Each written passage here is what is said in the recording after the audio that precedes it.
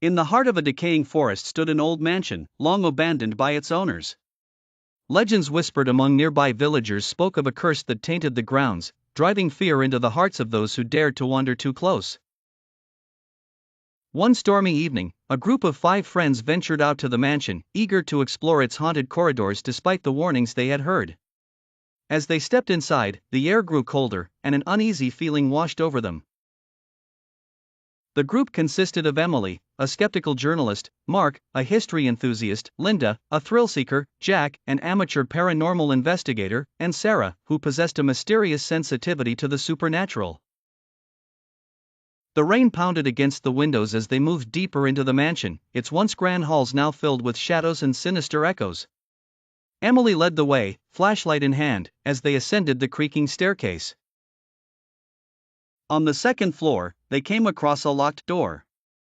Jack, eager to prove the presence of spirits, managed to pick the lock, revealing a dusty study untouched by time. They entered cautiously, the flickering beam of their flashlight scanning the room. A portrait hung above the fireplace, its eyes seemingly following their every move. Mark's curiosity got the best of him, and he reached up to touch the frame. As his fingers brushed the surface, the temperature in the room plummeted, and a strange, guttural whisper filled the air. "What was that?" Linda's voice trembled. Before anyone could respond, the door slammed shut with a deafening bang. They were trapped. Panic set in as they tried to open the door, but it wouldn't budge.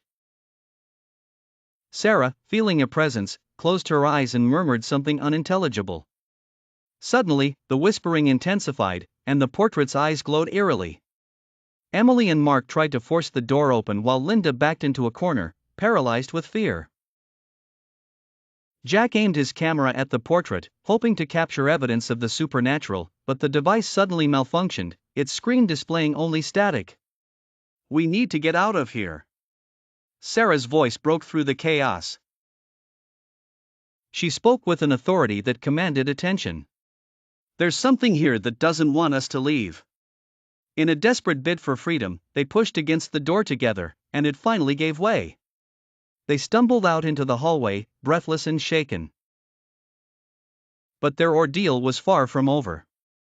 The mansion seemed to come alive with malevolent intent, doors slamming, walls creaking, and disembodied footsteps echoing around them. Guided by Sarah's intuition, they navigated the labyrinthine halls, each turn more disorienting than the last.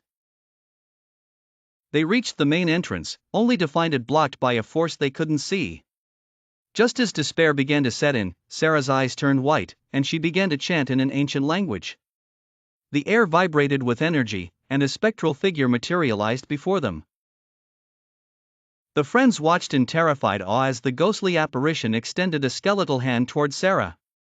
There was a blinding flash of light, and then silence. When they opened their eyes, they found themselves outside the mansion, the storm clouds parting to reveal a moonlit sky. The ancient curse had been lifted. Scarred but alive, they vowed never to speak of the night's horrors again, leaving the mansion to crumble into oblivion, haunted only by the echoes of their terror.